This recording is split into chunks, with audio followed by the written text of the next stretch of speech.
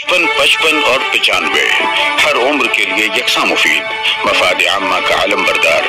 जरूर सब्सक्राइब करें, लाइक करें, शेयर करें और बेल आइकन प्रेस करना न भूलें। Rabbani the scholar YouTube channel. तो अल्हम्दुलिल्लाह सुम्मा अल्हम्दुलिल्लाह, चाय का वक्फा हमने लिया, चाय का दौर जारी भी है और तनकीद और तबसरा भी जारी है। ये अदारे नसरी अदब की एक मुनफरिद शनाख्त है कि यहाँ जो चाय आती है वो होती बंडल की है, लेकिन बड़ी अच्छी चाय होती है माशाअल्लाह। नाम बंडल है लेकिन चाय A1 होती है और माशाअल्लाह नया चार में आ जाता है चाय पीने के बाद। और तनकीद और तबसरे फिर और मजीद अच्छे होते हैं। तो शायद डॉक्टर मुख्तार साहब कोई तबसरा करें। मैं डॉक्टर इकबाल बल्कि साहब को तमाम हाज़रीन की जानिब से मुबारकबाद पेश करता हूँ कि इस तरह से नई नई तख्लीकात जो है आपके कलम से वजूद में आती है और हमें सुनकर बड़ा अच्छा महसूस होता है। इसी मौके पर मैं चाहूंगा ना कि जहाँ साहिबान एजाज का हमने इस्तेकबाल करना है, सिर्फ एक कलमकार बाकी है, तो ज़हीर हजरत से मैं माजरत खाऊं कि काफ़ी ताकीर हो रही है। बहरहाल मैं एक तकलीफ पेश करवा देता हूं, उसके बाद हम साहिबान एजाज का एजाज करेंगे। आइए मैं आपको बतलाना चाहूंगा कि आज की 212वीं नशिस्त में कुछ नए चेहरे हमें नजर आ रहे हैं। अदारे नसरी अदब का ये भी एक खासा रहा है कि यहाँ हर महीना कोई ना कोई नया चेहरा जरूर आ जाता है। तो गाए अगर हमारे गुफरान भाई आ गए हैं, जमुना हाई स्कूल के बहुत ही फाल एक जिम्मेदार की हैसियत से वहाँ पे अपना काम अंजाम देते हैं और उनके आगे जो शख्सियत बैठी है, मैं इनके नाम से वाकिफ नहीं हूँ, सलीम भाई, लेकिन मैं शायद मैं पहली दफे देख रहा हूँ उनको, वो शायद इससे पहले आ चुके हैं। और पीछे बरके सर के पीछे भी जो शख्सियत बैठी हुई वो भी एक आध मरतबा शायद आए हैं, लेकिन काफी दिनों बाद आज नजर आ रहे हैं। इस तरफ हमारे हमदर्द एजेंसी के जो रुएरमा है अतीक हमदर्द साहब, देखिए ये भी इनका भी एक ज़ौक़ है उर्दू जबान से, ये भी गाए आ जाते हैं। हमारे एक पेंटर साहब जो आजाद नगर से तशरीफ लाए हुए हैं अफराद भाई के साथ, तो अशफाक रहमानी साहब, तो मैं इनको पहले भी देखा हूँ मुख्तलिफ प्रोग्रामों में, वो आते रहते हैं, लेकिन अभी काफी दिनों से वो नजर नहीं आ रहे थे, आज नजर आए, बड़ा अच्छा लग रहा है माशाअल्लाह। हमारे अशरफी साहब भी काफी दिनों बाद नसरी अदब की नशिस्त में आए। ज़हीर हजरत से तो पहले ही इजहार कर दिया कि मैं थोड़ा ताकीर से आया, काफी दिनों बाद आया हूँ। बहरहाल इस तरह से आने वालों का हम इस्तेकबाल करते हैं। रशीद आतिफ साहब ने आते ही साथ धमाका कर दिया था उन्हें इंतजार होता है कि यार ये नसरी अदब कब होगी, मुझे गाए फोन करके वो पूछते रहते हैं, मुझे बड़ा अच्छा लगता है। लेकिन बहरहाल इस पीराना साली में आप लोगों का साथ है, हमारे सर पर आप लोगों का हाथ है, हमें बड़ी खुशी महसूस होती है। आइए इस मौके पर मैं चाहूंगा कि अजमत इकबाल साहब अपनी तकलीफ पेश कर दें और उसके बाद जो है हम आगे की कार्रवाई अंजाम।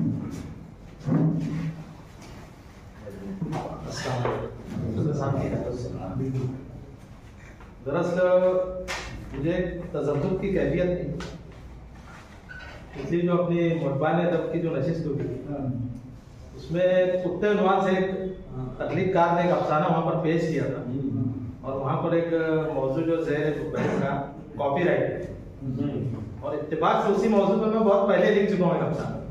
तो मेरे पास 2 अफसाने थे, अभी तक मैं कंफ्यूज था कि कौन सा पढ़ूं, लेकिन अब मैंने फैसला किया कि उस उन्वान से जो मैंने लिखा तो वही पढ़ूं।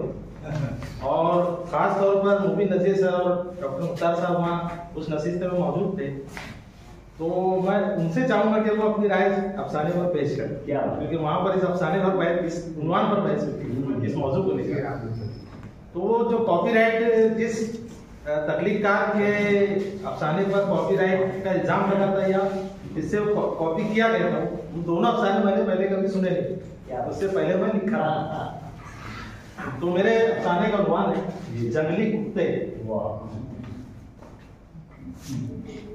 दूर तक फैली हरियाली, दरमियान में पगडंडी के दोनों जानिब साथ चलती छोटी बड़ी झाड़ियों, घास फूस और पौधों का सिलसिला। सूरज अपनी सुनहरी किरणों को समेटने की तैयारी में था। आज शाम चहलकदमी करते करते वो पगडंडी पर थोड़ा दूर निकल गया। उसने कदमों की रफ्तार तेज कर दी ताकि दूर पहाड़ी के पीछे सूरज के करवट लेने से कब्ल पगडंडी से गुजरकर लगी सड़क पर पहुंच जाए, जहां से उसका फ्लैट बस 100 मीटर के फासले पर था। बैंक की नौकरी से रिटायरमेंट के बाद शाम की चाय करनी उसका रोज का मामूल था। कभी कभी मालिनी साथ होती। जब से घुटनों ने जिस्म का बोझ उठाने में नखरे दिखाने शुरू किए, मालिनी बाहर कम ही निकलती। घर के काम के अलावा टीवी पर पुरानी फिल्में, वो गीत या रामायण व महाभारत देख वक्त गुजारती। उसका बेशतर वक्त मुताले में गुजरता। शहर से कुछ दूर पर आलीशान बंगलों, ऊंची ऊंची इमारतों और लग्जरियस फ्लैट्स पर मुश्तमिल आबादी वाला ये पुरसुकून इलाका सेहत के लिए उसके लिए भी मुफीद था कि ये इलाका फिजाई व आबी आलूदगी से अब भी महफूज था।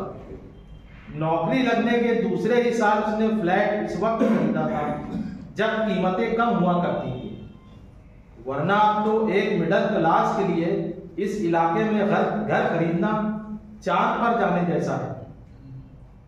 पगडंडी पर चलते हुए उसे सिर्फ अपने कदमों की आहट सुनाई दे रही थी।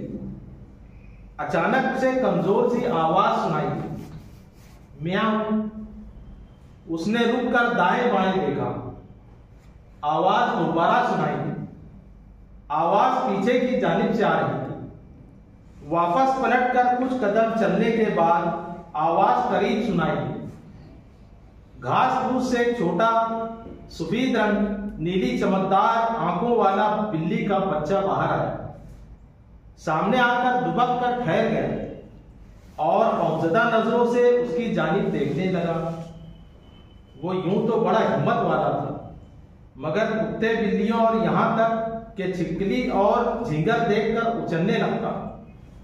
मालिनी उसकी इस आदत पर कभी गुस्सा हो जाती तो कभी बेतहाशा हंस पड़ती। म्याऊं म्याऊं। बच्चे की कमजोर सी आवाज भी पुरसुकून माहौल में काफी दूर से सुनाई दे रही थी। बच्चा शायद अपनी मां से बिछड़ गया। किसी भी वक्त किसी जंगली कुत्ते का शिकार बन सकता है। यह सोचकर वो थोड़ा सहम गया। मुझे क्या करना चाहिए? मालिनी होती तो क्या करती? वो सोचने लगा।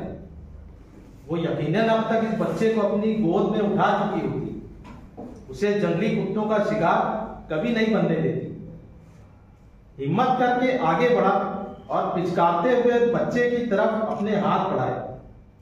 बगैर कोई मज़ाहमत किए बच्चा अपनी जगह दुबक कर बैठा रहा। जब उसने अपने हाथों में बच्चे को पकड़कर उठाया तो लगा कोई रेशम का कपड़ा हो, बिल्कुल हल्का, नर्म, मुलायम। उम्मीद के मुताबिक मालिनी इस प्यारी सी मखलूक को देखकर बहुत खुश हुई। तुमने जिंदगी में पहली बार कोई अच्छा और नेक काम किया। मालिनी ने उसे छेड़ते हुए कहा। बिल्ली का बच्चा परिवार का हिस्सा बन गया। चंद रोज ही में काफी सेहतमंद हो गया। मालिनी का वक्त उसके साथ खेलने और उसे खिलाने पिलाने में गुजर जाता। चिंटू यहाँ आओ, चिंटू मेज से उतर जाओ, चिंटू सूसू के लिए बाथरूम जाया करो, चिंटू दूध पी लो, बस चिंटू चिंटू और चिंटू। अब तो घुटनों का दर्द भी गायब हो गया, सांस फूलना कम हो गई। मालिनी का यह रूप उसने उस वक्त देखा था जब शादी के 7 साल बाद भी भगवान ने उनके जीवन के आकाश को चांद से रोशन नहीं किया और उन्होंने चांदनी से अपने आंगन को रोशन कर दिया। चांदनी की उम्र के 7 साल एक अनाथ आश्रम में गुजरे। उसकी तरबियत में उन्होंने कोई कसर नहीं छोड़ी। आईटी कंप्लीट करने के बाद चांदनी को एक अच्छी कंपनी में नौकरी मिल गई और एक रात ऑफिस से लौटने में उसे देरी हुई। रात तलाश और इंतजार में गुजरी। दूसरे रोज सुबह रास्ते के किनारे नीम बरना हालत में उसका बेजान जिस्म मिला, जिसे गिद्धों ने नोच खरोच के नाकाबिले शनाख्त बना दिया था। मालिनी की आवाज, होश व हवास, खुशियां और तमाम एहसासात उस हादसे के बोझ तले कहीं दफन होकर रहे। पिछले 15 वर्षों से वो मालिनी की आंखों में पहले सी चमक और चेहरे पर खुशी लौट आए, इसके लिए हर मुमकिन नाकाम कोशिश करता रहा। मगर अब वो खुश था, मुतमईन था कि चिंटू की जान बचाकर उसने एक पुण्य कमाया और बदले में मालिनी की तबीयत से बेफिक्री हो गई। 3 महीने के अरसे में ही चिंटू किसी पहलवान की तरह नहीं शहीद हो गया। गोल मटोल, उछल कूद, दौड़ भाग करता। कभी कभी दरवाजा खुला देख बाहर निकल जाता और पास पड़ोस के फ्लैट्स में मौका देखकर घुस जाता। बिल्डिंग में अक्सर पढ़े लिखे, बड़ी नौकरियों और ओहदों पर फाइज लोग रहा करते। चिंटू को लेकर पड़ोसियों से शिकायत आने लगी। मालिनी इस बात का खास ख्याल रखती कि चिंटू दरवाजे से बाहर ना जाने पाए, मगर चिंटू बहुत शरारती हो गया था। किचन की गैलरी से चढ़कर पड़ोस के फ्लैट्स में दाखिल हो जाता। अन्ना, तुम्हारा शिकायत है सोसाइटी के लोगों की तरफ से। तुम जो जानवर घर में रखा है उसकी वजह से दूसरे लोगों को तकलीफ हो रहा है। तुमसे हमारा रिक्वेस्ट है कि इस पिल्ले को किधर दूसरी तरफ छोड़ दो। सोसाइटी के सेक्रेटरी ने बुलाकर उससे कहा, सॉरी सर, आगे से ऐसा नहीं होगा, हम केयर करेंगे। किसी तरह सोसाइटी के सेक्रेटरी को उसने मुतमईन किया। वो जानता था कि चिंटू मालिनी के लिए जरूरी हो चुका है। फिर दूसरी, तीसरी और बार बार शिकायत आने लगी। चिंटू था कि शरारत से बाज नहीं आता। एक बार तो पड़ोसी फ्लैट के लोग चीख पुकार करने लगे। हमारा बच्चा लोग बाहर आने से डरने लगे। ऊपर से किसी भी फ्लैट में घुस आता है ये पिल्ला, गंदगी भी फैला रहा है। या तो पिल्ले को किधर छोड़ा या तो इसको लेकर किधर शिफ्ट हो जाओ। अब इस मसले को लेकर वो फिक्रमंद हो गया और मालिनी परेशान। टेंशन मत लो, मैं कोई हल निकालूंगा, उसने मालिनी को तसल्ली दी। उस रोज माँ से किराना लेकर घर वापस आया तो मालिनी ने तकरीबन रोते हुए बताया कि 1 घंटे से चिंटू लापता हो गया है। आसपास के फ्लैट्स में भी जाकर पूछा, कहीं नहीं मिला। उसने खुद दोबारा जाकर तमाम फ्लोर पर तलाश किया। सभी से पूछा, टेरिस पर, पार्किंग में, नीचे गार्डन में, सब जगह तलाश किया। कहां चला गया मेरा चिंटू? मालिनी की आवाज के कर्व को महसूस कर सकता था। उसे इस बात की ज्यादा फिक्र थी कि चिंटू से जुदाई मालिनी की सेहत पर बुरा असर डालेगी। पूरी रात मालिनी ने रोते हुए गुजार दी। फ्लैट के दरवाजा भी खुला रखा कि किसी पर चिंटू वापस आ जाए। ऐसे में वो भी कैसे सो पाता। सुबह होते ही मालिनी ने कहा, चलो नीचे गार्डन में तलाश करते हैं। लिफ्ट से निकलकर पहले पार्किंग और फिर गार्डन में घूम घूम कर वो चिंटू को तलाश करते रहे। चिंटू, चिंटू, बेटे कहाँ हो तुम? मालिनी आवाज देती रही। गेट के करीब पहुंचने पर कचरा कुंडे के पास एक छोटा थैला रस्सी से बंधा पड़ा दिखाई दिया। मालिनी ने उस तरफ इशारा करते हुए कहा, वो क्या है? कुछ नहीं, किसी ने कचरा भर कर फेंका होगा। मालिनी जवाब सुने बगैर थैले तक पहुंच गई। मुशक्कत से थैले पर लगी गांठ खोलने लगी और जब गांठ खुली वो जोर से चीखी। मालिनी की वो आखिरी चीख थी जो उसने सुनी। उसके बाद वो बेहोश हो गई। हॉस्पिटल में दोबारा होश में आने के बाद वो कभी बोल नहीं सकी। रोजाना शाम को चहलकदमी करते हुए वो उसी पगडंडी से गुजरता है। जब कभी ज्यादा दूर निकल जाता और वापसी में शाम हो जाती तो उसे दर्द भरी आवाज सुनाई देती है, म्याऊं म्याऊं, और हर दफा वो बगैर रुके बोझल कदमों से आगे बढ़ जाता है। शुक्रिया।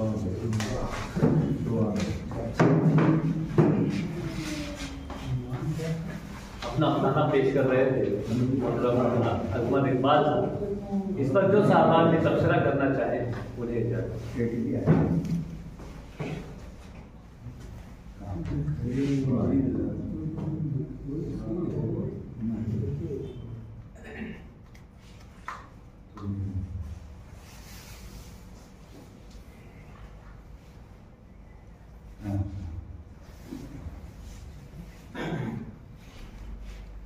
मुख्तार साहब, मोबिन अली साहब।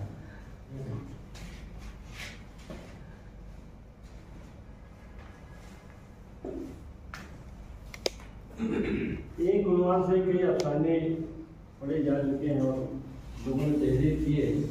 कुत्ते, जंगली कुत्ते। पिछले दिनों मुल्तानगर की यूनिवर्सिटी में कुत्ते जिया अंसारी साहब ने पेश किया था। लेकिन उसको ऐसा बताया गया कि ये एक उन्वान से उसको मुशाबे रखता है। ऐसी कोई बात नहीं है, ये कलमकार की सलाहियत होती है कि वो उस उन्वान को किस तरह भरता जाए। इधर साहब ने भी उसके उन्वान पर बहुत बेहतरीन, वो तो आज तक निशानी किताबों में भी था, और अहमद इकबाल ने भी अपना अच्छा कलम का जौहर उसमें दिखाया है। और उससे क्लाइमेट जो है जंगली कुत्ते बहुत बेहतरीन अंदाज में उन्होंने वादे किया है। आजकल तो कुत्तों से यानी कुत्तों के बारे में ऐसा कि लोगों कुत्तों को कुत्ते बोलना भी जरा सा वो मायूब लोगों को लगता है, नहीं तहजीब के उसमें नए नए नाम रखे हुए कुत्तों को। लेकिन अहमद इकबाल साहब काबिल मुबारकबाद ने बहुत अच्छा अफसाना पेश किया, और पिछले दिनों जो अफसाना सुना उससे बहुत अलग उनका अंदाज तहरीर और क्लाइमेट से बहुत अच्छा है। बहुत बहुत मुबारक। एक अच्छा अफसाना है, मैं अहमद इकबाल साहब को मुबारकबाद पेश करता हूँ। मैंने सिटी कॉलेज में जो नशिस्त हुई थी अंजुमन मुहिबान अदब की, उसमें भी ये बात कही थी कि उन्वान एक हो सकता है, मौजू एक हो सकता है, लेकिन उसके बरतने का अंदाज, उसका जो प्रेजेंटेशन है वो उस चीज़ को मुख्तलिफ बनाता है। ना सिर्फ एक तकलीफ का उन्वान यकसा है, बल्कि अगर हम देखें उर्दू अदब का मुतालिया करें तो बहुत सारी किताबें ऐसी मिलेंगी जिनके नाम यकसा, बहुत सारी किताबें ऐसी मिलेंगी कि एक नाम है और उस नाम की कई किताबें। मिसाल के तौर पर चांद करता है गुफ्तगू हमसे अरशद नज़र की गालिबन शेरी मजमुआ है। इससे मिलता जुलता जो है नूरुल हसनैन साहब की नावल, औरंगाबाद के नूरुल हसनैन साहब है, चांद करता है गुफ्तगू हमसे, उसका उनका उन्वान भी ऐसे ही कुछ। तो उन्वानात की मुशाबहत जो है वो कोई मानी नहीं रखती है, बल्कि प्रेजेंटेशन आदमी जो कलमकार है वो अपना पॉइंट ऑफ व्यू किस तरीके से पेश कर रहा है वो ज़्यादा अहमियत रखता है। और वहाँ पर भी जो कहानियाँ पेश की गई थी उसमें मुताबिकत नहीं थी, उन्वान की मुशाबहत थी। और अहमद इकबाल सर का जो है वो बहुत मुख्तलिफ है। मैं कुछ चीज़ें मैंने नोट की है उसको बताना चाहूँगा कि यहाँ पर सर ने लिखा है कि फ़िज़ाई आलूदगी से पाक, फ़िज़ाई आलूदगी से दूर वो लोग गए, लेकिन आबी आलूदगी से कैसे वो एरिया पाक हुआ। पानी तो सब जगह का एक ही है, जो शहर के अंदर आएगा वही शहर से दूर भी जाएगा। तो अगर आपको आबी आलूदगी से पाक बताना है तो फिर वहाँ पर आपको कोई चीज़ दर्ज करना पड़ेगी कि भाई उनका जो है पानी का प्लांट अलग था या जो भी चीज़ें हैं। तो अब फ़िज़ाई आलूदगी तो समझ में आती है कि शहर से दूर अगर है तो वो फ़िज़ा उसकी पाक साफ रहेगी, लेकिन आबी आलूदगी पानी का जो पूरे शहर का निज़ाम है वो तो एक जैसा होता है। अच्छा, ये चीज सर ने बताई बहुत अच्छे तरीके से कि वो आदमी हो करके जो है वो चूहे से, छिपकली से, बिल्लियों से जो है वो डरा करता था, और सर उसको बेहतरीन तरीके से निभा ले। वरना आमतौर से हम घर में देखते हैं कि चूहा वगैरह या छिपकली भी आ जाती है तो औरतें डर जाती है, लेकिन सर ने बताया और उसको बहुत अच्छे तरीके से निभा लेगा। वहां सर जो है थोड़ा सा मजा का उनसुर जो है वो पैदा कर सकते थे। इसी तरीके से सर ने जो जंगली कुत्तों का जिक्र किया है, उनका जो डर बताया है कि वो बिल्ली के बच्चों को खा जाएंगे, तो पहले कहीं जंगली कुत्तों का जिक्र नहीं है कि उस बस्ती के अंदर जंगली कुत्ते भी पाए जाते थे। जब बिल्ली का बच्चा उनको मिल रहा है उसके बाद उन्होंने जिक्र किया। अगर पहले उसका जिक्र हो जाए कि हरियाली है, हर तरफ बड़ी बड़ी घास है और वहाँ जंगली कुत्ते भी पाए जाते हैं, तो फिर एक मंतिक जो है वो पैदा होती है कि भाई ये क्यों उठा करके लेके जा रहा है, इसलिए कि वहाँ पर ये खदशा जो है। और बहुत अच्छे तरीके से जो अलामत उन्होंने निभाई है कुत्तों की, और मैं तो समझता हूँ कि वो जंगली कुत्ते नहीं बल्कि उन्होंने शहरी कुत्ते दिखाए हैं। और एक चीज ये कि आज अगर हम देखें, जैसा कि सर ने कहा कि मगरबी तहजीब या जदीद तहजीब में लोग जानवरों से इतना खौफजदा नहीं होते, बल्कि जानवर तो पालते हैं। सर ने बिल्ली का जिक्र किया है, लोग तो कुत्तों को अपनी गाड़ियों में लेकर के जो है वो फिरते हैं, जो खुद खाते हैं उससे बेहतर जानवरों को खिलाते हैं। उनके लिए बाकायदा से पेट जानवरों के स्टोर्स खुले हुए हैं, उनके लिए हॉस्पिटल वगैरह है, तमाम चीजें हैं। तो ये चीज थोड़ा सा अटपटी लग रही है क्योंकि सर ने जो वो शहर बताया है, तो शहर के लोग तो जानवरों से फेमिलियर होते हैं और उसको जो है स्टेटस सिंबल मानते हैं जानवरों को पालना।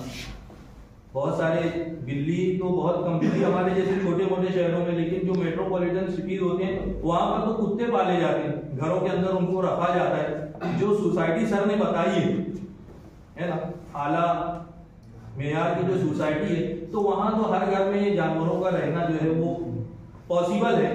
तो इस तरीके से जो पड़ोसियों का एतराज है वो थोड़ा सा मुझको नहीं वो हो रहा है। बाकी बहुत अच्छे तरीके से सर ने उसको फनकारी के साथ में बरता है, बहुत बहुत मुबारक।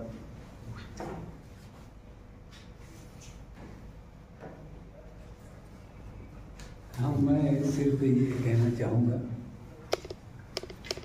उन्वान जो है जंगली कुत्ते वो ज़रा जचता नहीं है।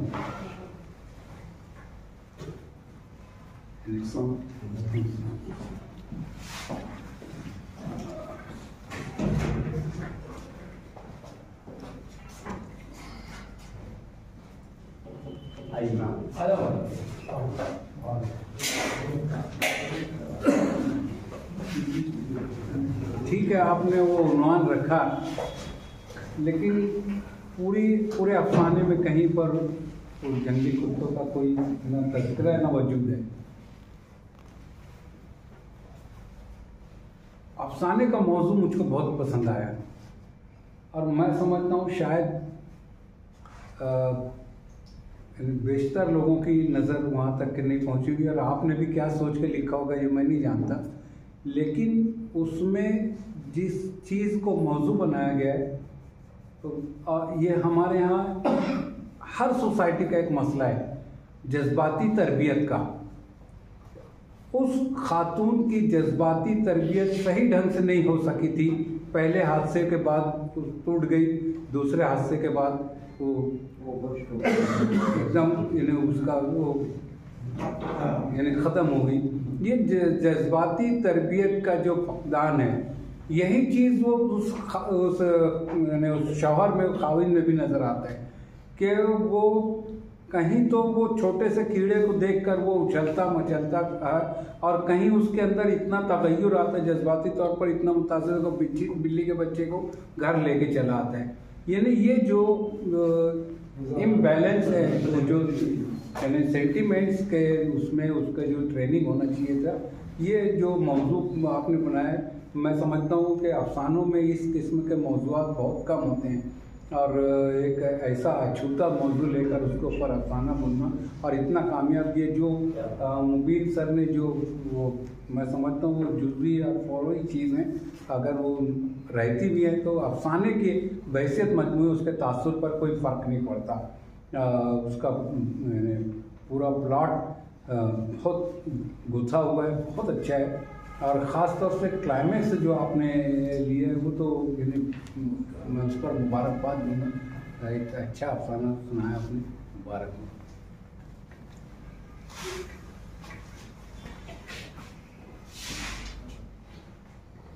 और कोई सामान जो तबसरा करना चाहे? हाँ, क्या बात है, नहीं असल में उनको सिर्फ अखबारों में देखा, क्या बात, और उस वक्त वो लिखना शुरू किया, सब मैंने पढ़ना ज्यादा वो कोई चीज आज तक पढ़ नहीं पाए, बड़ी मुश्किल है मेरे साथ। बस इनका अफसाना पहली बात तो सुनने के बाद ये लगा कि ये मुतालिया भी बहुत अच्छा करते हैं आप, मतलब पढ़ते हैं ऐसी ऐसी किताबें जिसपे उनको नया नया अंदाज तहरीर उनके अंदर आए। दूसरी बात ये कि जंगली कुत्ते जो था ना, वो सिर्फ एक इस्तियारा है, बाकी कुछ नहीं है इस्तियारे के जो। चांदनी का जिक्र आया, बिल्ली का जिक्र आया, ये दोनों जो है इसमें इतनी वजाहत की जरूरत ही नहीं है कि जरा से ये हो जाता तो अच्छा था, जरा सा वो। तो असल चीज वही है, वो चांदनी का जो हश्र हुआ वही बिल्ली का हश्र हुआ, और ऐसे जंगली कुत्ते आज पूरे मुल्क में बिखरे हुए हैं। उन्होंने उसकी वजाहत किया, बगैर कुत्ते का जिक्र किए हुए, सिवाय ऐसे कहानी का नाम उन्होंने रख दिया। वो भी नहीं रखते तो लोग समझते, लेकिन इतनी आसानी से नहीं समझ पाए। मुबारकबाद।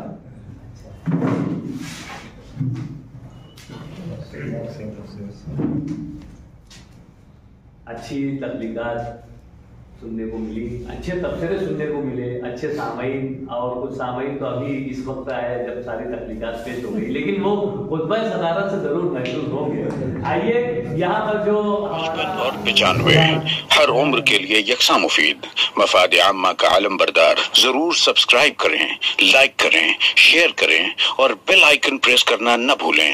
Rabbani the scholar YouTube channel. Rabbani the scholar YouTube channel इल्मी, अदबी, दीनी, मिल्ली, समाजी, सकाफती, तहजीबी, फलाही, तिब्बी, फन्नी, माशी, तिजारती, माशरती, इंतजामी, इनकलाबी, तहरीकी, तहकीकी, तकनीकी, तफ्तीशी, तामीरी, तालीमी व मालूमाती यूट्यूब चैनल जरूर सब्सक्राइब करें, लाइक करें, शेयर करें और बेल आइकॉन प्रेस करें। Rabbani the scholar YouTube channel.